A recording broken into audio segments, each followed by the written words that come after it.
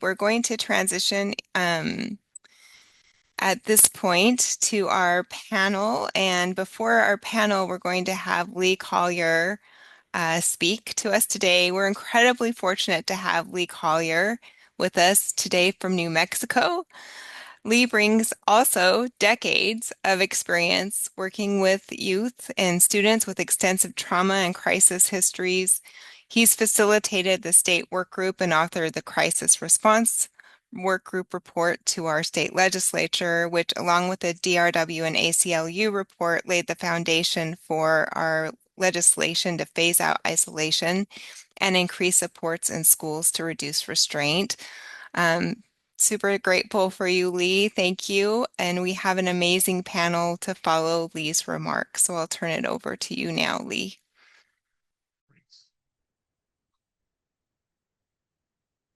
Hi, everyone. Nice to see you. Lee Collyer. I'm the director of special programs at ESD 114 in Bremerton, where I oversee our MASH wraparound program, supporting our sort of highest needs students where they're at, trying to keep them in placements, helping them transition from higher level placements. And we opened our Northwater School, which is our seclusion-free program in Paulsbo, Washington, which we opened last year with support of the Chance Light Company. And we are supporting students with high need, externalized behaviors, really all around the Puget Sound, sort of Kitsap, Jefferson County area.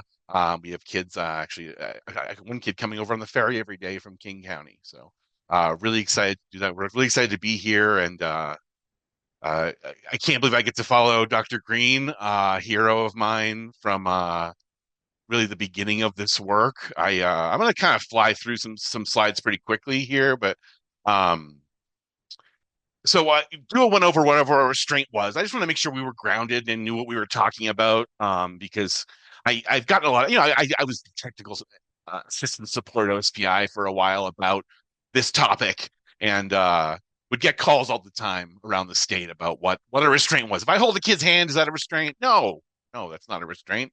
It's when you hold it and don't let go. That is, it is a restraint. When you're restricting their freedom of movement, right? And isolation, I think we get confused too, because isolation and seclusion are two different words. They mean the same thing in different places. Washington uses isolation, as Dr. Green said. Um, and that also you can isolate a student from their peers in another room with an adult, and that is not isolation. That isolation is solitary confinement. It's a practice there. We've built cells into classrooms in our schools that kids are locked into, and that is the practice of isolation. Is very similar to solitary confinement in our criminal justice facilities. So, pre-2013, prior to 2013 in the state of Washington, there was no unified statewide law governing restraint or isolation in schools. Individual institutions had their own policies. For example, the School for the Blind had a policy going back to 1999.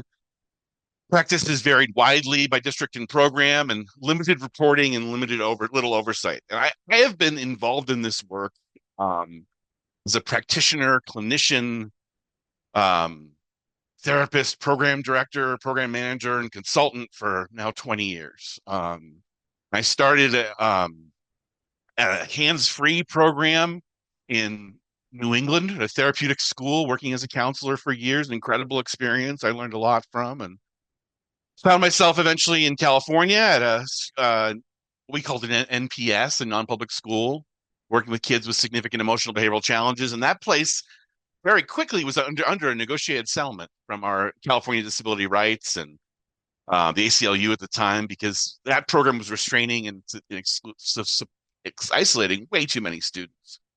Um, and we were forced by that negotiated settlement to make a change. And I got to tell you, I wish it was as easy as a switch we could just turn off, and we could have said, "All right, let's knock it off. Let's just stop. Let's just stop doing this." We need to replace this tool. This is something teachers, paras in schools were taught to do. I remember the first person I saw get restrained, and I will never forget it as long as I live. I was in training at a new job, and a young girl got restrained on the floor outside on the pavement of our training facility. I don't know why. I don't know what was going on. She was restrained face down. At the time, they were using floor restraints. And I remember, and we were being told, you're going to have to do that too. And I was just like, what did I get? What's going on? What did I get myself into? But when you work in these facilities, you get taught this is how you keep yourself safe from the student, that they're going to act out and they're going to try and hurt you. And you're going to need to do these things to keep yourself safe. The amount of unlearning we needed to do and training we needed to do to move our program away from that. It took about 3.5 years, and we eliminated the use of isolation, reduced restraint by 90% in this program. And we did it because we retrained them to do something different, to change. I've heard people say a few times today, to change the paradigm. We changed the paradigm of how we thought about kids. We took on Dr. Green's mantra of kids do well if they can. If they could do well, they would do well. So what's getting in their way? I say this because I'm telling this sort of bit because this was pre 2013, right? This was in the mid 2000s. I actually came to Washington in 2016 after these two laws had passed. So the first law in Washington 2013, where we defined restraint and implemented reporting procedures, but really it was just for IEPs and 504s at the time. It was pretty rudimentary. Districts were submitting them not through the sort of CEDAR system. It was through an EDS, it's called EDS, an app that they logged into and put that information in there. Um, and then in 2015, we have the law as it stands right now, where we sort of have all of the current reporting procedures and the current definition. So nothing has changed in the law. There have been rules that have changed, as Andrea mentioned, around the elimination of floor and wall restraints. But the law as it stands today, the RCW is SHB 1240 is sort of that's where we're at. That's what we've been playing with, and it is actually if you look at other states, we are ahead of the game in many ways, and we know there's still harm being done, and still so much more that we could do. And I having been a part of the team that sort of created these data entry, I think the most important thing that happened in the data part, I'm going to talk about. I got to nerd out a little bit on this for you guys. But in the data portion, when districts started submitting through CEDARS, which is the student enrollment, we knew we could start to finally code it. We knew eventually in 2018, 2019, we started being able to know which kids were getting restrained. And that was so important to look at disproportionality, and look at sort of why and who and what was really going on. Once we got that sort of student level data, there were a number of reports put out. I know there was a joint report put out by the ACLU and Disability Rights looking at restraint and the problem of that in the state. And that led to the Crisis Response Work Group, which was funded. I was honored to be able to chair that work. And we recommended a ban on mechanical and chemical restraint, prohibited construction of new isolation rooms, existing isolation rooms to be removed and repurposed, strengthening documentation and parent notification, required safety and training for staff, and establishing clear definitions and limitations. And I think we fulfilled the duties of this proviso at the time. We got everyone at the table who needed to be there, that was required to be on the proviso. But I got to tell you, we did not have everyone at the table at the time. And I think that's the work we're trying to do now, is to get all the voices at the table, to get a concerted effort of how to make sure we're doing all of this together. I think we all understand the kind of concerns and problems, and we're going to find agreement on how to best sort of navigate this forward. So that work group put forward a bill, HB 1479, which did not pass. However, the incredible work that Dua's office has been doing with the restraint and isolation prevention programs in districts, and the manual has all been funded through this work. And it is getting us to exactly where we are today. And I appreciate also what Rep. Callan had said earlier, that while we have not passed a law since 2015, we've done incredible work in changing rules, getting people together, getting coalitions to work like this take larger and greater understanding. So we really are. It really has. While I've been incredibly disappointed and almost heartbroken. Some of these laws have not passed. Because I want isolation to be banned so dramatically, having engaged in it and knowing how damaging it can be. I This is how this work happens. This is how this work moves forward. And we are now together today in community moving this forward because of the work we've done thus far. So I just want to say thank you to everyone for lifting your voices, to all the people who've testified, who've told your stories over and over again, um, who have called our offices and told us about problems that have happened and has helped us sort of go in and support more. There's still a ton of work to be done. We are not there, but we've come a long way, and we are at a wonderful point in time for us to come together today in community to do all this. And I say all this to sort of lead into our panel. I think I'm a little early, but I always run early. So that's what happens. But I want to take a moment for our panelists to all sort of come on, and we'll do introductions and sort of get going with that.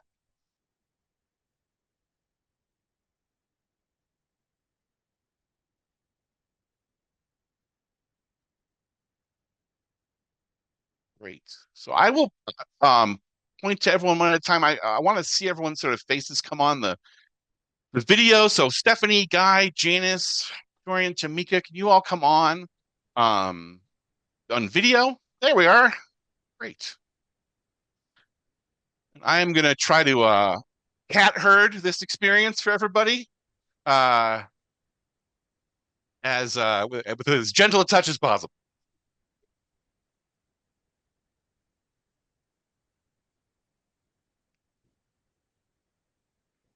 All right. Hi, everyone's trickling on.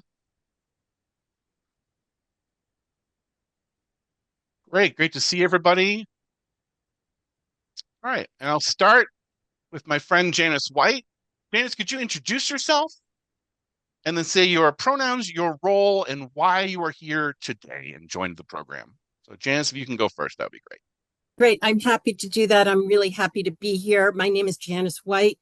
I use she, her pronouns. I live in Seattle. One of my children, who is autistic, was repeatedly restrained and isolated as an elementary school student.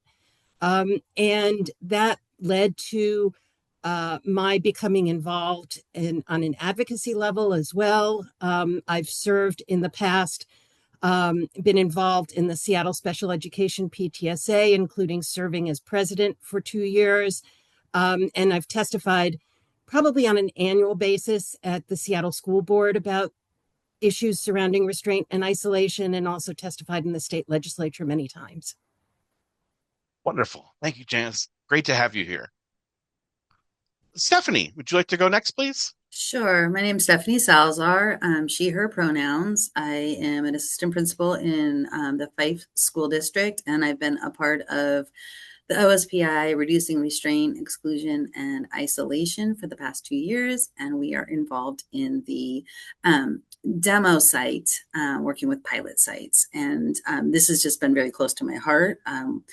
And just very committed to making sure that our students, especially our most vulnerable students, are getting support before it becomes something restrictive. Thank you so much. Great to have you here. My friend Guy Stevens, great to see you, sir. Hey there, Lee. It's great to see you as well, and see some other familiar faces here. So my name is Guy Stevens, he, him, his, in terms of pronouns. I am the founder and executive director of a national nonprofit called the Alliance Against Seclusion and Restraint, which I started, about 6.5 years ago after a personal experience. I have a son who was physically restrained, put into an isolation space, and really traumatized by the experience. And that led me to doing a lot of research, trying to figure out why these things were happening, who they were happening to, and ultimately what we could do differently. So I'm just here today to participate in the conversation and hope that we can continue to make progress. I know we can do better. And Lee, as you said, I'd love to see us moving forward with a full prohibition on the use of isolation and really reducing the use of restraint. I think there's a lot of progress to be made. Thanks, Guy. I think I introduced myself already, but again, I'm your host of the panel, Lee Collyer, and I use he, him pronouns. I'm here because this is the issue I care most about in the entire world, really. So I dedicated my professional life to eliminating the use of isolation. I don't Um, know why my name was changed, but I'm here just so folks know Dorian Taylor is here, oh, but my Dorian, great! Come but on in. Let's. some someone changed my name to Ross Green and I can't change it back. But Oh, well, when you're I not came Ross in Green. when I came in, my name was Dorian, and so I don't know what happened. Well, Dorian, please introduce yourself and your pronouns and your role and why you joined the panel. Welcome. So sorry that threw me off.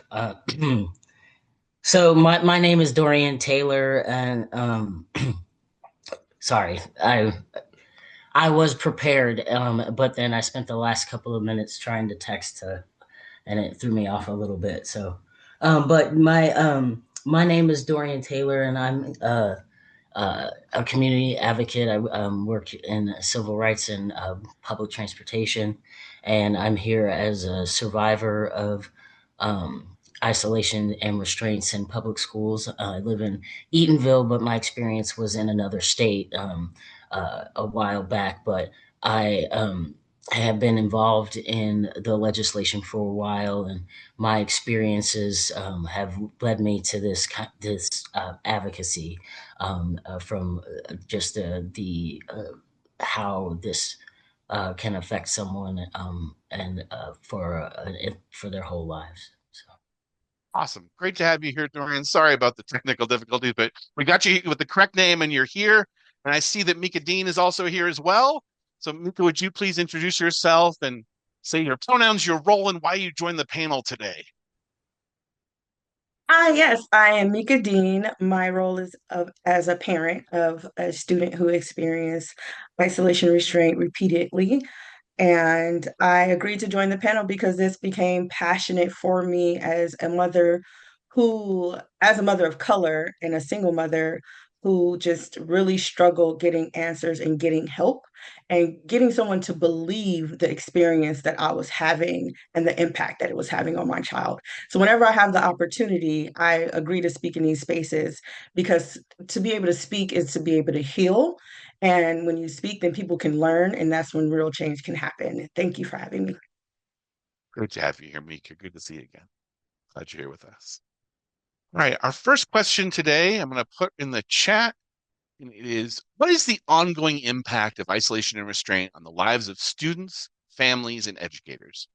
What are some of the impacts that we don't see after those incidents occur? I'm going to go back to Janis to start, and we'll swing back around the room. Yeah, thank you for this question. And I think, as I said when I introduced myself, one of my kids experienced isolation and restraint repeatedly as an elementary school student. The first incident I became aware of was when he was in second grade, and it continued following then. And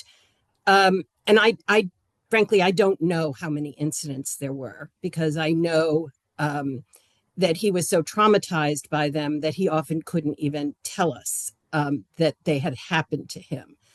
And the two things that I've seen really firsthand in him, and he's now 21 years old and a college student. And the two things that I've really seen that have stuck with him over the years since this happened to him is one, it really resulted in a very high level of distrust of adults, especially adults he doesn't know or have any connection with.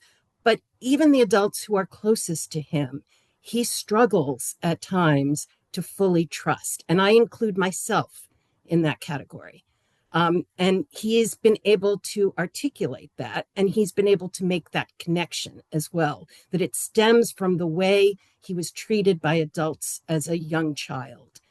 And the other thing that he outwardly presents today as a successful college student, and yet there are times when something can happen that triggers that freeze response that others spoke of earlier this morning. And it happened this semester, in fact. And he was he was triggered by something in one of his classes that led to him basically saying he had to leave that class and he could no longer stay in that class for the rest of the semester because it triggered such an intense response. And he said to me at the time that it made him feel exactly the way he felt as a young student in public school, and that there was nothing he could do to get past that feeling, to be able to remain in that environment, that that environment had become so toxic for him that he couldn't stay there. And that has caused me to think a lot about how that's going to impact him for the rest of his life as an adult, and how he's going to have to be able to deal with those kinds of situations. And I have a lot of concerns about how that's going to impact him going forward.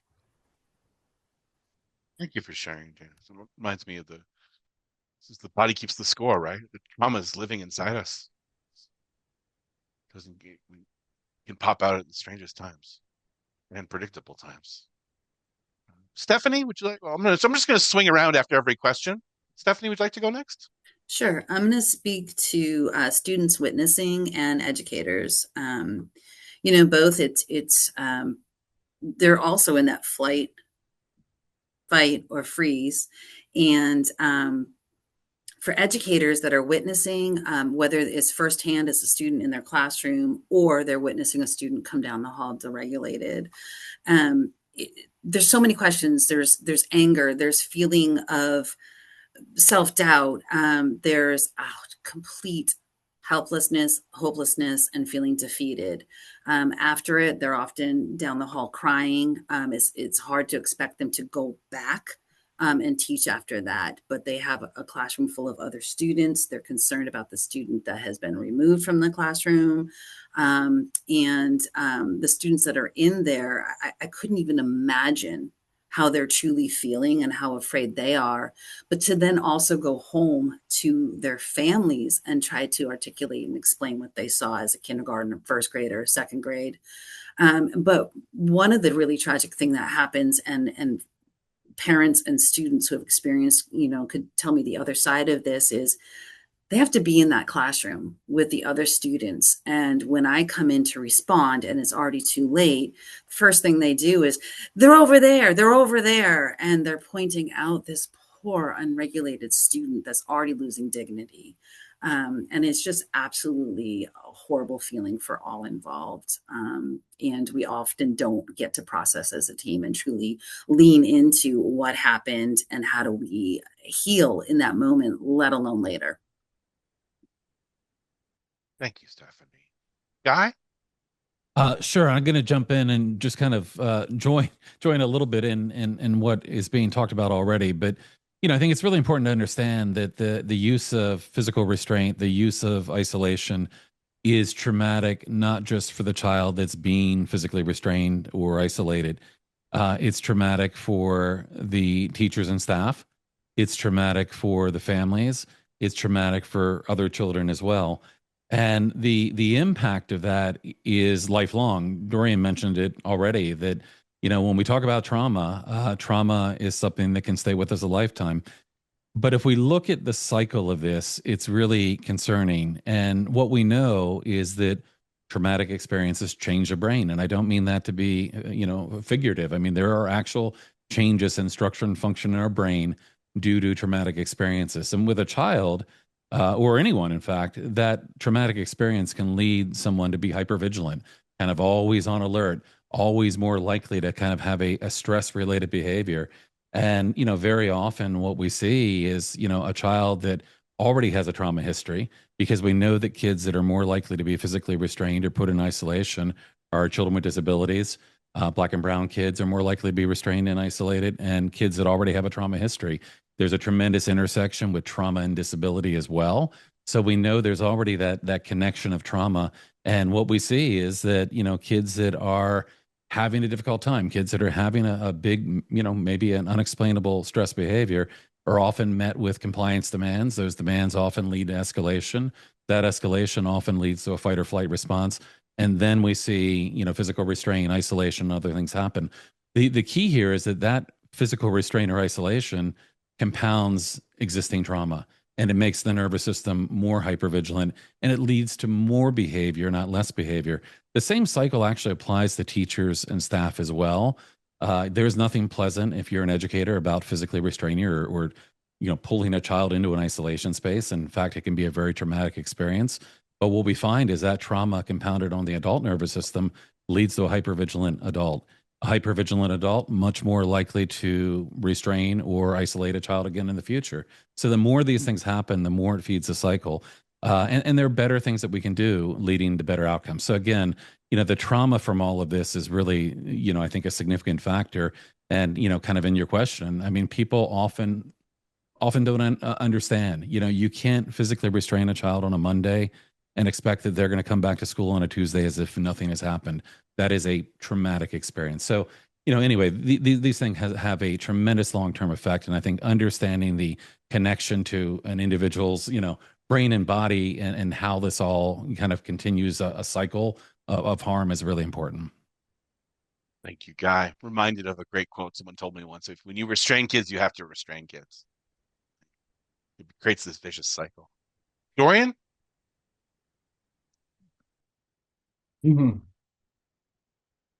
Yeah, this is a question, and I would even just start with, uh, even though I volunteered for this, right? It brings up trauma to the point that I have to prepare to speak about my experiences, and then one little thing cut me off, just as it did in an introduction of myself, all of these years later. Um, I think that the one thing about lifelong trauma and the how it affects you outside of school as someone who has personally experienced this is, in my brain, even all these years later. I'm in my mid 40s now, and it's hard for me to separate the abuse I experienced at home from the abuse I experienced at school, because a lot of a lot of times people don't take into consideration. I didn't have, um, a loving home. I Not that my parents didn't love me, but they also didn't have the tools, and they also were. I'm the first generation out of segregation, so they didn't know how to talk to white teachers, and experience and didn't have experience with that. I was, often the only Black child in the classroom. So that experiencing that kind of isolation. And so in my brain, it's physical abuse in the classroom and physical abuse at home. And it was very much a compounded trauma that lives in my body. I'd like to say I have a beautiful life now, but there are times where it comes up, and I don't even think about it. Like I can be sitting on the couch with my partner and just remember, um, the violence, and I think about, like, in my brain what would possess somebody to do that to a child. But it took me a long time to realize that these were things that they were taught as tools. And but what happens is I also wasn't taught the tools that I needed to regulate and to self-regulate. And while there wasn't as much tools in the 80s and 90s as we have today, uh, it I was an adult before I could even process my emotions around the harm that I experienced, because it was so normalized to, have adults grab me, when my emotions were too much, that, I thought it was okay to be afraid of me when my emotions were too much. Um, and that led to, I believe, years of self-medication and fear of my own emotions, because if adults were scared of my emotions when I was a child who was too young to describe my emotions, then there must be something to fear. Uh, um, uh, it was, I would say, honestly, decades of peeling back the layers of trauma to really understand the harm that I experienced, which has led me to the advocacy that I do today. And it's also took years before I spoke about it in therapy, because it was some really violent things that happened to me, but I also didn't recognize it as violence because it was so normalized, because it was institutionalized, and because I had experienced it so young and in elementary school for so long. I didn't think that it was violence until I was old enough to understand the concept of state violence. And I think that, and I have a friend who is a teacher who has, you know, restrained children, and we kind of go round and round when we talk about this because it is hard for him to understand that what he's doing is a form of state violence, because they think that they are protecting someone, and they don't realize that what they could be doing could create lifelong harm for somebody. So, Thank you so much for sharing your story, Dorian. Tamika, would you like to answer the question? Sure. I think one of the things about the ongoing impact for families, educators, and students is it's very divisive. You get folks who firmly believe that it is sometimes it's the only tool or their last resort, not caring about the harm it's causing to the student. And as an adult, I've heard them say, well, I have to protect myself and I have to keep myself safe. And it's like, how is this student's emotions a threat to your safety? And most times, what I've witnessed, especially with my son, is that he wasn't violent toward educators. He would have a escalation where he's just verbalizing and maybe using profanity and just walking around the class. And because he wasn't complying with their demands, he was met with isolation and restraint. And I think the bigger answer for me, or what I really want to emphasize is these students come home, right? They come home to parents and they are escalated and they are confused and they are scared. And the gaslighting that happens within the system to justify the practice, I believe my son, through that form, was taught that the only way I can manage my emotions is if someone restrains me when I get out of control. So it's almost I'm escalating an expectation to be restrained because that's what I've been taught. And it teaches them that to expect violence. And it took a long time. And now I'm not an educator. I have no clue what goes on in the classroom. And so now my son is coming home and he is fighting his siblings, he is fighting me, and he is fighting all of us. And we're trying to find the healthiest way possible to respond. And so I think the impact is they do come home. And my son now, he's not sure how to advocate for himself and he's also not sure how to defend himself. It's almost like, and now he's 12. My son stands 6'3", 280 pounds. And so you can imagine the justification that happened where he's bigger than other students. He had, yes, this other student did initiate this interaction, but he's bigger. So the emphasis was put on his size and not real solutions to put on the behavior. And so now he won't even defend himself when he's being bullied because he believes they're automatically going to take the other person's side because of his size alone. So the impacts is on the home life as well. His ability to make same aged peers it's all impacted by the use of isolation and restraint. Thank you for sharing that, Mika. All right, we're going to start with Stephanie this time with our next question as I cruise along here. The question is, how can educators and families partner more authentically to prevent incidents of restraint and isolation? And Stephanie, why don't you hop on? Perfect. I think, share a short little story of success, really shifting educators' thinking on that partnership. Too often we wait till the end. We call and we're like, "Oh, your kid did this and they were restrained." And then what, right? So that's not okay. That's not okay. But often we don't hear the student's voice. We don't hear the parent's voice. They're in trauma as well. They don't trust us. They don't know what to think. We had a kindergartner who was a gen ed student. They're all gen ed students first, but this particular one did not have any accommodations or supports. And she would scream. She would just become so dysregulated, she would just scream. And I definitely have some hearing loss from this child. Loved her to death. But when she screamed, you could hear it down every hallway. And so we had to figure out how to support her. Immediately, we called the parents. We found out what it was like at home.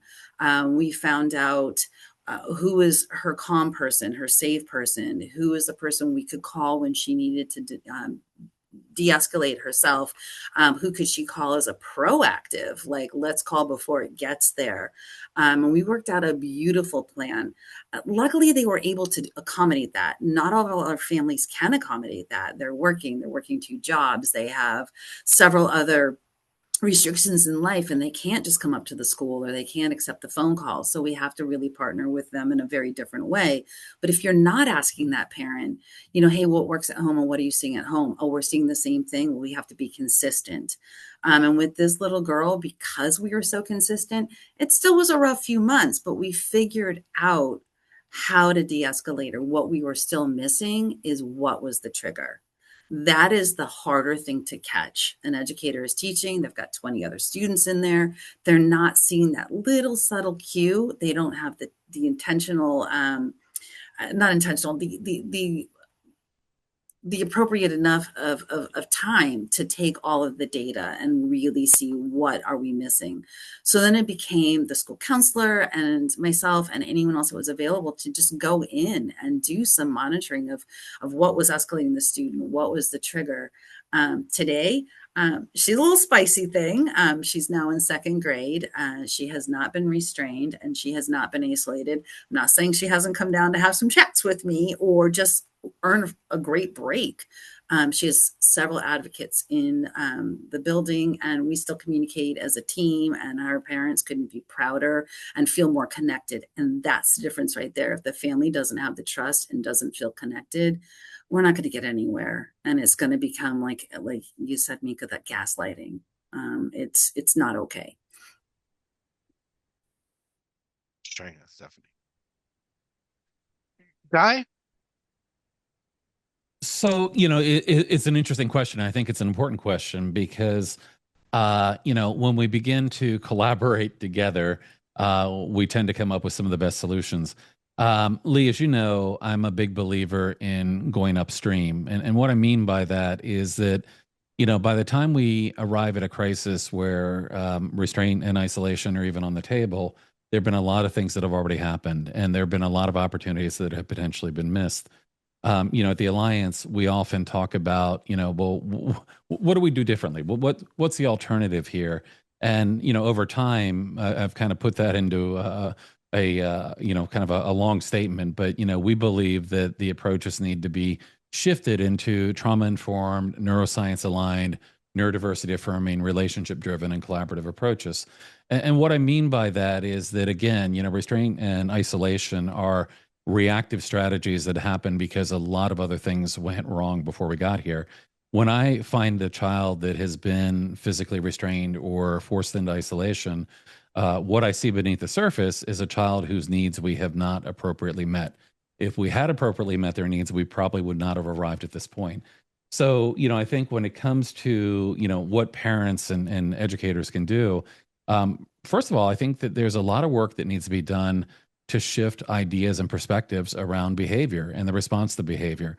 I would say a lot of the things that we're doing are not working for a lot of children that need help the most. If they were working, we wouldn't see the data that we see about things like restraint and isolation. So, in my mind, it's really important. How do we focus on programs that help to educate not only parents, but also teachers and staff to shift away from a lot of these approaches that are just not working for our kids. I often ask when I speak, and I often speak to, crowds that might be parents and caregivers and educators, and I'll ask a question like, who here loves a child that has been on had a FBA done, a functional behavioral assessment, or maybe has had a behavior intervention plan developed? And a lot of hands go up because a lot of the people that I work with are often working with children who have had difficulty. And the next question is, who has a child that they love who has had a behavior intervention plan that has worked well? And almost no hands go up. A lot of what we're doing is not working. And this means we really need to focus on how do we shift approaches? How do we move upstream to better understand the deeper why beneath the behavior? And again, when you take those principles, when we understand the impact of trauma, how it changes the brain, when we move to a neuroscience aligned approach around behavior, people still look at a lot of behaviors and they think they're intentional. A lot of behaviors coming from the bottom up. It's stress behavior. It's related to individual differences, disability. Shifting perspectives there is really important because if you think you can change a behavior by offering an incentive or offering a consequence, if you don't understand why it's there. So I think there's a lot of work to be done. And when we can think about how to bring educators and families together and bring some of this information to them, I think there's a tremendous potential to shift things. So at any rate, collaboration, that's where a lot of this comes from. It's not just a principle on how you better support children, but when we collaborate with families, when we collaborate with the community, we're going to have much better results.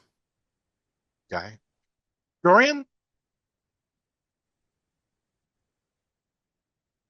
Yeah. This is a good question. I think partnering with families is a critical part, and if but I also think that it's really important to have cultural sensitivity in when collaborating with families because uh, you know from my experiences, I can tell there was a little bit of a patriarchal uh, uh, sentiments towards my parents and the way that they were treated, and it created a hostile environment where there were no solutions to be had. And I think that where appropriate, it's also important to um, include the child, and I say that it's I knew that I was being talked about, and I might not have been able to understand everything that was going on, but you know at 8 or 9 years old, I knew they were having these meetings that were making some sort of decisions about the way the rest of my school experience was going to be, and that I was taking all of these tests and doing all of these things, and no one told me anything about anything and what any of it meant, and that really set me up. Didn't set me up for success either. If it would have been really great to know what a trigger was at a much younger age and to know that there were things causing the behaviors. I think for me, I didn't understand that there were things causing it, and so I internalized that as me being like a bad person and a bad kid. And I often talk about sometimes that one day I will write about what it's like to be the bad kid, and that's still something that I hold. I'm not a kid anymore, right? And I still hold that inside, right? And it would have been a gift to know that there were things that I could have avoided, right? So that because that like I didn't want to do that either, right? And I think that's often forgot about. So. Thanks, Dorian. Mika. think what I like to say is continuity of information. If there are several agencies involved with the student, if it's therapy, if it's an after school program, if it's mentorship, if it's Seattle Children's Hospital, whatever program, I feel like everyone should be on the table or at the table when it comes to addressing the needs of the child. And oftentimes that is not happening. They treat it very separate and also de-weaponizing diagnoses. I don't know how many people are familiar with the adverse impact statement that is usually somewhere in an IEP. And what is written in that IEP kind of dictates what the IEP will address. And I remember going in and finding so many negative things in that impact statement that didn't speak true to what the actual issue my son was having, but also it was an adverse impact statement based off the experience of isolation and restraint that he kind of really battled with at the school. So it's like you caused this thing to happen, and now you're putting it in a statement, utilizing it as a weapon of why his IEP is written the way that it's written. And I feel like in order to do that, well, in order to bring to me, it's right, I call it real change. Not, something that sounds good or looks good on paper or make folks that make policies feel better, but real change, things that we can see in the school and in the home and the community, is transparency, and really kind of dismantling those historic stereotypes around people of color in parenting, also parents of students with disabilities, and how folks really feel and believe about those students. I am a fan of a good pivot. If you are not connecting with this child, please pivot yourself off this child's team. If you are not a fan of this child, please remove yourself. You don't have to be here. And I think the thought to educators is, I have to be here. This is my job. If you are not good at this part of your job, please remove yourself. We will not think less of you. We will honestly think more of you. And I think that's what needs to address too, is this question is, if I'm not handling this child, then I'm not good at my job. When it's once again centering the adult experience over the child's. We need to really start centering these students' experience at the expense of any adult, because I feel like I live to be the age I am, and they should be allowed to get to live to the age that they have been destined to live without as much, I want to say, harm as possible. So that's kind of where I sit on that one. Well said. Thank you, Mika. All right, our next question is, Lee, do you want me to answer this one? oh, yeah. Sorry, Janis. I forgot we're going around the horn. I didn't go all the way around. Yeah, Of course no I do. worries.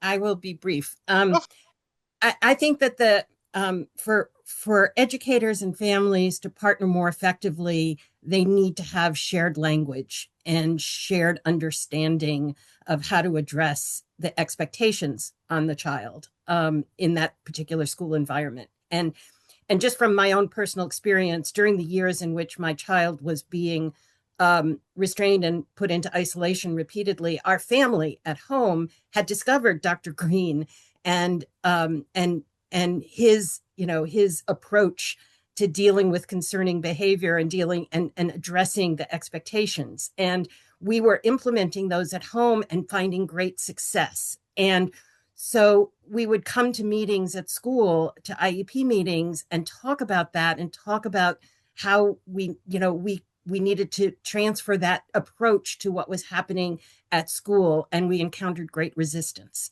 And because we didn't have a shared understanding of how to best meet his needs and address those expectations, the restraints and isolations increased in frequency, leading to his refusal to attend school because it was such an unsafe environment for him.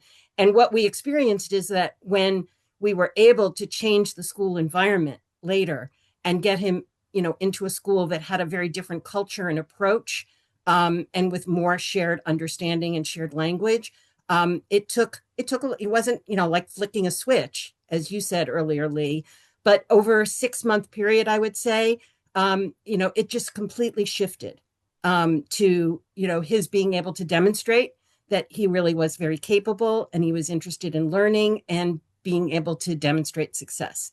So, and that was because in that school, we did have shared vocabulary, shared language with the educators, and the staff at the school. Apologies for jumping the gun there. All right. Our next question is, can you share the relationship between isolation and restraint and the school to prison pipeline? We're going to start with Guy. Sure. So, what we know if we look at the data is the children who are more likely to be restrained, isolated. As I mentioned before, it's children with disabilities, Black and brown kids, kids that already have a trauma history, often very young kids. We can look at other forms of punitive exclusionary discipline, suspension, expulsion, corporal punishment in some states. And we know all the same children that are more likely to be restrained, secluded, suspended, expelled, and subjected to corporal punishment are also far more likely to end up moving down the school to prison pipeline. And this happens down a pretty predictable pathway. If you are going to school and, you are being restrained or isolated on a regular basis, school does not feel safe. School does not feel welcoming. As Dorian mentioned earlier, you begin to internalize this. You're the bad kid. It was mentioned earlier how other kids will then begin to call out, you for your behavior. School does not feel welcoming, does not feel safe. And what we see in very young kids is often a lot of school avoidance. And that's often their nervous system telling us something, that environment is not safe to them. And they're kind of sometimes refusing to go to school because it doesn't feel safe and supported. As children get older, we find that, again, the kids that have had these things happen to them. And when we're talking about, restraint and isolation, people often don't realize, but we're talking about the youngest kids. We're talking about 6, 7, 8-year-olds who are far more likely to be physically restrained and isolated. I was talking to an educator just recently, and they were noting how, well, gee, by the time they get to middle school and high school, we don't see this. And there happens to be a good reason for that. When kids get larger, we think twice about going hands-on. But truth be told, we should be thinking twice about going hands-on with any child because it can really cause a tremendous amount of harm. So we know that these same children who, as they get older, might be more apt to end up in the juvenile justice system. And from there, the criminal justice system is a very, very small step.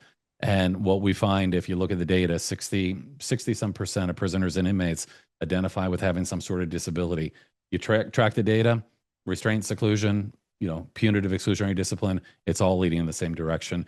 And it's a failure. It's a systemic failure. And we can do better. We can absolutely do better for children, for educators, for families in our communities. Thanks, Guy. Dorian, I know you've already touched on this topic. Would you like to add? Yeah, this is a great question and great topic. Call myself a survivor of the special education to prison pipeline. I have experienced this in my life, and it's it wasn't until I got out of prison and was seeing a psychiatrist that I was ordered to see that I'd heard of the term PTSD. Things like institutionalization, and I think that school isolation and the restraints, it's a form of institutionalization. I had also experienced residential homes and other forms of institutionalizations, but so even being at home and in public schools, I was still having those same carceral experiences that you have in a hospital, or I didn't go to juvenile. I went straight to adult. It was charged as an adult at 17, and so I think that it's important to realize that it's not just large kids that experience this. I'm not to this day, I'm not a large person, but I'm just a Black person, and experienced police following me when I wasn't even being violent. I would just try to find a place to hide sometimes to calm down, and would have police chase me into the places that I was trying to calm down, and would be dragged into these isolation rooms. And that's a form of carceral violence. Even if I don't go to jail, even if a police dragging a young child and putting them into a room that they can't leave until somebody says it's okay to is a form of carceral violence, and it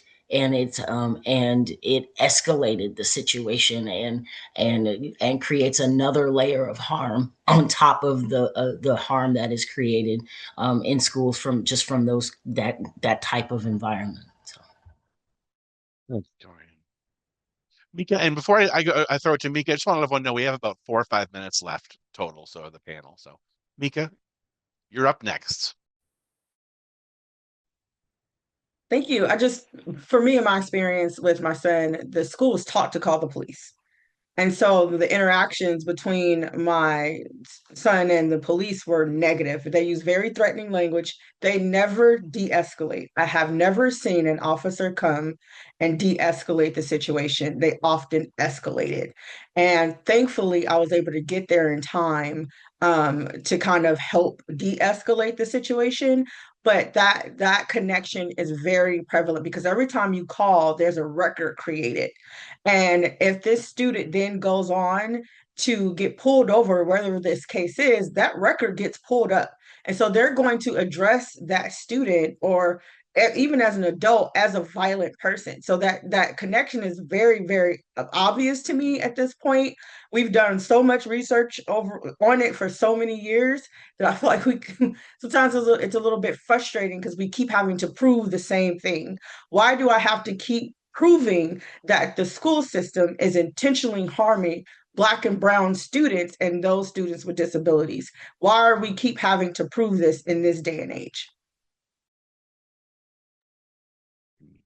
Janis? My child had the police called on him when he was in the 5th grade. And so we had personal experience with this, and we recognized it as a crossroads for him that we had to do something. We had to really dramatically make sure that this wasn't going to happen again, because the more it happened, the more he was going to, enter into that pipeline. And we also recognized right away, it was one of the first things my husband said to me after he was able to bring my son home, was the different response from the police officers because my husband was white. And we recognized that. And I've tried to sort of incorporate that into the advocacy work that I've done since then. Janis. Stephanie? This is something that's always been heavy on my heart, and the school is absolutely 100% operating the way it's supposed to be for our marginalized students and most at risk. And how do you break that? Because you're right, we've been talking about this for way too long. The evidence is there. I'm very fortunate to have an amazing team that is in alignment with my own beliefs. I don't want to see an SRO or a police officer coming in here to handle a student. I'm in a K-5 environment with 867 students. The one time we did have to call the police is because the child ran off campus. And I couldn't keep up with the kid as much as I tried running up that street. People saw me chasing a grown adult, chasing an African-American student up the street. And, to keep tabs on him, I had his mom on the phone. We were running. We had other people in vehicles. Someone saw us running up a busy street and they called. When they got there, I absolutely would not let this child have any hands on with this officer until a parent got there, just being very aware. But unfortunately, not all educators do take that stance and realizing the contributions they make. I'm very fortunate, again, in this district that we are aware of that and we have those conversations. It is not okay. A kid who has been restrained and doesn't understand how to regulate themselves, because why would they? They're 6, 7, 8. They become reliant on adults to put their hands on them to help regulate them. And then we just go into autopilot and start doing it as a means of communication for that student. And my heart breaks for you, Dorian. I deeply apologize on behalf of educators. The same thing to Janis and Mika. We're at time, everyone. Thank you, Stephanie, thank you, everyone. Thank you, the panel.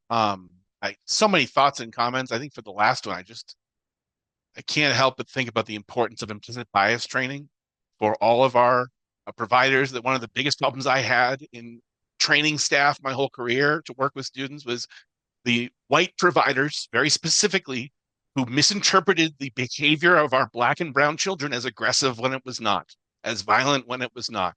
This is a problem that's an ongoing problem in our system. And while we do not do our training and have our providers, some of our providers looking like our students, this is going to be a continuing problem in our systems as we support all of our students. Great panel. Thank you all so much. That was a real pleasure and honor to be with you all. Thank you, Lee. We're on a break. There you go, Andrea. Take Yeah. over. Thank you so much, everybody. I want to take a moment and lift enormous respect and gratitude for each of our panelists. I am blown away every time when we have survivors, families, and those with restraint and isolation experience speak to us. Representative Callan mentioned this earlier, but it is so taxing. They have to prepare beforehand and come and speak and reshare and open up all their trauma all over again to strangers. And then they have to recover afterwards. So there's a staggering level of educational labor that goes into this for our benefit. And I just want to lift that and give deep gratitude and thank you to everybody here. Thank you to Lee for leading us in this space. We are going to shift into a break. Take a minute, recenter yourself, do your deep breathing, and we will be back in 10 minutes to transition into some workshops with down-to-earth and practical advice to build classroom systems that prevent restraint and isolation. Thanks.